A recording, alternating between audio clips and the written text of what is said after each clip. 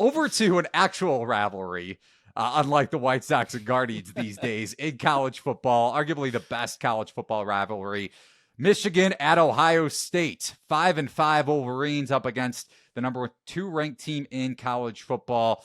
9-1 Buckeyes, 20.5 point home favorites, total of 43.5 at Bet365. Michigan on a 3-game win streak against Ohio State after dropping 8 straight matchups. Ohio State has defeated opponents by an average score margin this season of 27 points, which is ranked second in all of college football. And they also rank top 10 on each side of the ball in 3-and-out rate, EPA per play, and points per scoring opportunity. So an elite defense on paper and an explosive offense. Saw it especially in the second half against Indiana. Granted, they benefited from that punt return touchdown. Jeremiah Smith, by the way, Ohio State's number 1 receiver, has gained 899 yards this season on 52 receptions. That's good for 17.3 yards per reception this year. That ranks 6th among qualified Power 5 skill position players. And Michigan's defense, on the flip side, I'm assuming this is going to be a part of your handicap, Brett. If Michigan wants to stay around in the game, not just hang with Jeremiah Smith, they've surrendered just 10.8 yards per reception, which ranks 25th among FBS defenses. So can Michigan State's defense, especially at the line of scrimmage and with that secondary, keep the Wolverines in this game? Yeah, I mean, that's the way it's going to have to happen. One thing I'm watching for, though, All-American corner Will Johnson, a future NFL first-round draft pick likely. He's missed a few games here and there. He may not play in this one. He missed last week.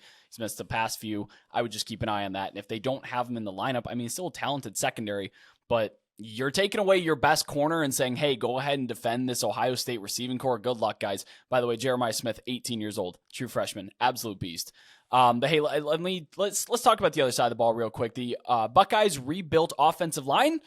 Turns out it's not really that much of a problem, as they were able to manhandle Indiana on both sides in the pass game and the run game. But I would like to see how this kind of holds up, especially in the center against what is, I think, the best defensive tackle tandem in college football there with Michigan. This game, like a lot of them what we're going to be talking about, is going to be very, very cold. Temperatures are in the 20s. This is going to be a good old-fashioned traditional Ohio State versus Michigan game here. But look, the slow starts for Ohio State continue. I would advise caution if you're looking to lay the points with the Buckeyes in the first half. I wouldn't do it. Actually, well, spoiler alert, we'll get into one of the bets that I have for this game here in a minute. But look, if you're siding with Michigan with the points, I'd also probably take under, because they simply don't have a quarterback that's going to move this offense. And their offensive line this year has not really been as good as the Michigan standard has been set for the past few. Ohio State, they're 3rd in rush EPA allowed. So if Michigan's going to go to the ground game, they're going to be facing one of the best rushing defenses in the entire country. Although I really do think 20.5 might be a little bit steep here. It also seems like a line. I know I talked about this a couple of times last time, and I'll talk about it again later in the show, but that 20.5 I think is interesting because it kind of seems like it's prodding people to take the Buckeyes because you're getting under 21. Take them. Honestly, I'd probably lean Michigan plus 20.5, but the one I like better is plus 11.5 in the first half. This is a low scoring affair that's projected here, 43.5 points total. I tend to lead in points with the dogs, and just because of the slow starts Ohio State's gotten off to this year, plus 11.5.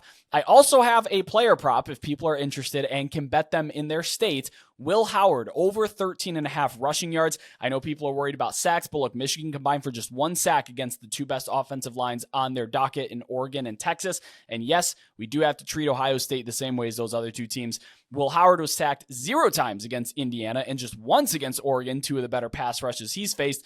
And with weather, I expect him to be more involved in this game. And we've seen in the past, especially at Kansas State, this year against Penn State and Oregon, he runs the football when the game is on the line. When Ohio State needs him to run the ball, he runs the ball. I like Will Howard over 13.5 rush yards and Michigan plus 11.5 in the first half. One more market I want to touch on, kind of a broad view of Ohio State looking ahead to the college football playoff. Buckeyes are the odds-on favorite to get the number 1 seed. Obviously, Big Ten championship game after this game, potentially facing off against Oregon, minus 147 to be the number 1 seed in the college football playoff. Do you think that's a worthwhile bet at Bet365? I wouldn't take, I'm not taking it myself personally. I would just see what the money line would be against Oregon. I don't know that it's going to be steeper than minus 147, to be honest. It might be, just because if you're saying, well, there's a, plus 20 or minus 20 and a half rather for Ohio State, there's a chance that they lose this game against Michigan. It's just not something I'm looking for. Of course, the SEC isn't going to overtake that number 1 seed now. I don't expect the ACC to either. And of course, the Big 12 certainly isn't, if they even get a first round bye. So it's interesting, but it's not something I'm personally taking myself.